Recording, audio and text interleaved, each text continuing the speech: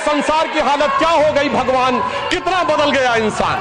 अब मैं यह भी कहना चाहता हूं इसी भाव के अनुसार जो पूरे संसद का विचार था, जब माननीय गृह मंत्री जी सीए का विचार प्रस्ताव लाए तो उस समय पूरे देश में शाहीन बाग बनाने का प्रयास किया गया और नाना प्रकार के आरोप प्रत्यारोप लगाए गए कि अमुक को क्यों नहीं दिया जा रहा है, दूसरे को क्यों नहीं दिया जा रहा है। तो मैं बताना चाहता हूं, जो लोग हमसे उस समय पूछते थे कि सीए का लेजिस्लेशन जो होम मिनिस्ट्री लाई थी उसमें परसिक्यूशन क्यों नहीं दिख रहा था, तो मैं उनसे कहना चाहता हूं अब तो कम से कम बांग्लादेश की घटनाओं के बाद माफी मांगनी चाहिए कि परसिक्यूशन नहीं दिखाई पड़ रहा था जिन लोगों को।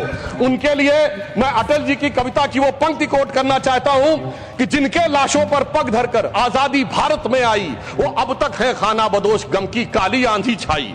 हिंदू के नाते उनका दुख कहने में तुम्हें लाज है आती, तो सीमा के उस पार चलो सभ्यता जहां कुचली जाती।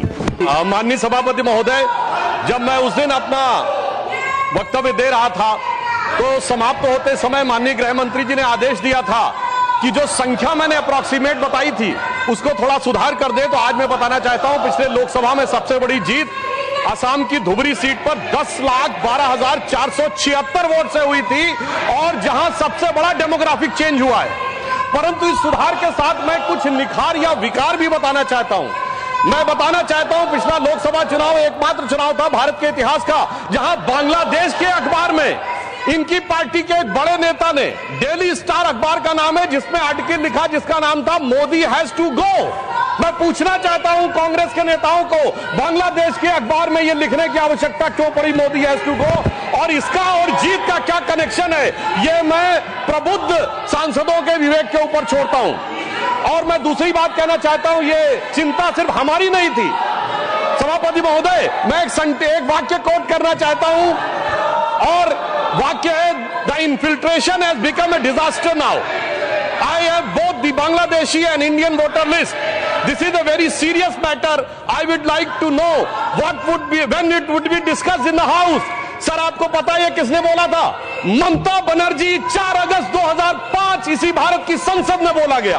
अब बताइए, तब ये कहते थे और आज ये कर रहे हैं। इसे कहते हैं कि देख तेरे संसार की हालत क्या हो गई भगवान, कितना बदल गया इंसान। अब मैं यह भी कहना चाहता हूं इसी भाव के अनुसार जो पूरे संसद का विचार था, जब माननीय गृह मंत्री जी सीए का विचार प्रस्ताव लाए तो उस समय पूरे देश में शाहीन बाग बनाने का प्रयास किया गया और नाना प्रकार के आरोप प्रत्यारोप लगाए गए कि अमुक को क्यों नहीं दिया जा रहा है, दूसरे को क्यों नहीं दिया जा रहा है। तो मैं बताना चाहता हूं, जो लोग हमसे उस समय पूछते थे कि सीए का लेजिस्लेशन जो होम मिनिस्ट्री लाई थी उसमें परसिक्यूशन क्यों नहीं दिख रहा था, तो मैं उनसे कहना चाहता हूं अब तो कम से कम बांग्लादेश की घटनाओं के बाद माफी मांगनी चाहिए कि परसिक्यूशन नहीं दिखाई पड़ रहा था जिन लोगों को।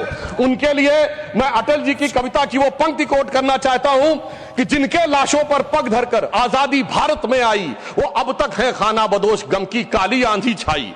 हिंदू के नाते उनका दुख कहने में तुम्हें लाज है आती, तो सीमा के उस पार चलो सभ्यता जहां कुचली जाती। मगर अफसोस की बात यह है सभापति जी, जब ये सीमा के पार जाते हैं तो क्राइम अगेंस्ट ह्यूमैनिटी शब्द गाजा के लिए लिखते हैं अपने ट्वीट में, बांग्लादेश के लिए नहीं लिखते हैं। उससे भी साफ समझ में आ जाता है कि सीमा के पार इनकी दृष्टि कहां और किस रूप में आती है। अब मैं यह भी बताना चाहता हूं, जो हमारे साथी ने कहा कि गृह मंत्रालय हस्तक्षेप कर रहा है किसी राज्य में, परंतु मैं बताना चाहता हूं गृह मंत्रालय ने हस्तक्षेप नहीं किया, राज्यों ने हस्तक्षेप किया है। गृह मंत्रालय में नागरिकता को लेकर कानून बनाना केवल केंद्र सरकार का अधिकार है और संबंधित मिनिस्ट्री है गृह मंत्रालय। और जब नागरिकता को लेकर सीए कानून बना तो एक नहीं अनेक राज्य विधानसभाओं ने उसके विरुद्ध प्रस्ताव पारित किया। तो अपने फैक्ट को चेक कर लें, यह गृह मंत्रालय में राज्यों का हस्तक्षेप था, विपक्षी राज्यों का, और इसी के साथ साथ संविधान के लिए भी बहुत बड़े खतरे की बात थी, क्योंकि केंद्र से पारित कानून के विरुद्ध कोई राज्य सरकार नहीं बोल सकती। हां, रही बात इसको जो इनके दिल में दर्द है कि एजेंसीज के कारण बहुत से नेता जेल में जा रहे हैं, तो मैं याद दिलाना चाहता हूं सभापति महोदय, जो हमारी सरकार पर आरोप लगाते हैं, तो जब सोनिया जी और राहुल जी पे केस दर्ज हुआ था वो अक्टूबर 2013 था, दिल्ली हाईकोर्ट के द्वारा, हमारी सरकार नहीं थी। कनिमोझी राजा जी जेल गए थे 2011 में, हमारी सरकार नहीं थी। सुरेश कालमाणी जेल गए 2010 में, हमारी सरकार नहीं थी। शिबू सोरेन जेल गए 2006 में, हमारी सरकार नहीं थी। मधु कौड़ा जेल गए 2008 में, हमारी सरकार नहीं थी। मुलायम सिंह मायावती जी पे केस हुए 2004 में, हमारी सरकार नहीं थी। करुणानिधि जी जेल गए 2000 में, लालू यादव जी जेल गए 1997 में, झारखंड मुक्त मोर्चा रिश्वत काट 1994 में, और सर राजीव गांधी जी पे आरोप 87 में और FIR 1990 में। मेरे भाई, हम लोग पढ़ाई किए, इससे प्रौढ़ावस्था में आ गए, आप लोगों को अंदर बाहर कोर्ट कचहरी का चक्कर काटते देखते हुए और फिर 2014 के बाद की पर्ची हमारे नाम की फाड़ रहे हैं। मुझे लगता है यह बिल्कुल तथ्यों के विपरीत है। ईमानदारी से उनको आत्मावलोकन करने का प्रयास करना चाहिए बजाय कि आरोप लगाने के ऊपर। हाँ, एक बात मैं जरूर कहना चाहता हूं, गृह मंत्रालय ने एक बहुत बड़ा काम इस कार्यकाल में जानते क्या किया? इस देश को वास्तविक रूप में सेकुलर बना दिया, समग्र रूप से सेकुलर बना दिया। सर, वो क्या था? 1976 में जब कॉन्स्टिट्यूशन अमेंडमेंट करके सेकुलर वर्ड जोड़ा गया कॉन्स्टिट्यूशन में, तो कश्मीर की विधानसभा ने उसे एक्सेप्ट नहीं किया था। इसलिए इस देश में एक ही राज्य था जो संवैधानिक दृष्टि से सेकुलर नहीं था। सर, 5 अगस्त 2019 को जब धारा 370 हटी तो यह वास्तविक अर्थों में पूरा देश सेकुलर हो गया। इसके लिए मुझे लगता है गृह मंत्रालय को बधाई दी जानी चाहिए। और एक और मैं बात कहना चाहता हूं सर, अभी विश्व का सबसे बड़ा आयोजन कुंभ मेला हुआ, इसके लिए उत्तर प्रदेश की सरकार की तो प्रशंसा की जा सकती है, इसमें कोई दो राय नहीं है, परंतु यह भी सत्य है सर, इतना बड़ा आयोजन हुआ और किसी प्रकार की कोई अप्रिय घटना, एक दुर्घटनावश होने वाली उस भगदड़ के अलावा क्या कोई गोली चली, कोई पटाखा फूटा, कोई सुरक्षा को लेकर अटैक हुआ?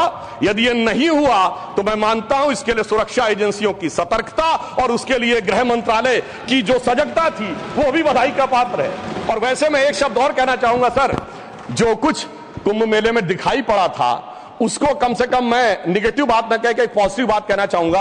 अनेक विदेश से लोग आए, 66 करोड़ लोग आए, लाखों लोग विदेश से आए, 73 देशों के राजनयिक आए, 100 से अधिक लोग आए और वो आकर यहां देखकर क्या चौंक जाते थे सभापति महोदय।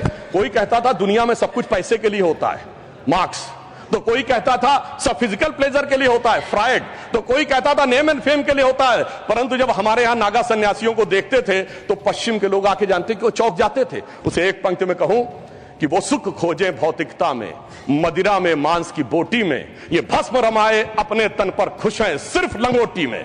और सभापति महोदय, मार्क्स भी फेल, मैक्स वेबर भी फेल, फ्रायड भी फेल। कम से कम ये प्रेरणा देनी चाहिए भारतीय संस्कृति के बारे में। और परंतु मैं क्या कहूं, दुनिया की सबसे बड़ी कंपनी स्टीव जॉब्स के और एप्पल के, मतलब सबसे एडवांस कंपनियों में से एक, उनकी पत्नी लॉरेन पावेल भी आई और नाम भी उन्होंने कमला देवी रखा। परंतु कुछ लोगों को उसके बाद भी उसमें स्नान करने में समस्या नजर आई। तो मैं ईमानदारी से और विनम्रता से कहना चाहता हूं, सभी धर्मों की भावना का सम्मान होना चाहिए।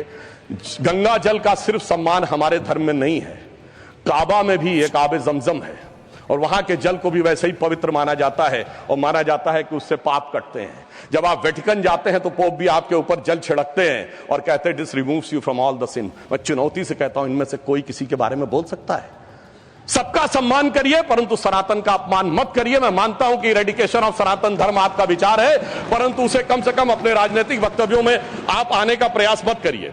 परंतु मैं एक बात और कहना चाहता हूं, अभी हमारे डीएमके के लोग डिलिमिटेशंस के बारे में बोल रहे थे, उनकी कंसर्न समझी जा सकती है, परंतु मैं सिर्फ एक बात कहूं सर, जनसंख्या का यदि उनको लगता है कि किसी जगह विचार बढ़ रहा है संख्या और किसी जगह नियंत्रित है, चूंकि उन्होंने नियंत्रित की है, तो सर ये सिर्फ ज्योग्राफी पर है कि सोसाइटी पर भी लागू होगा?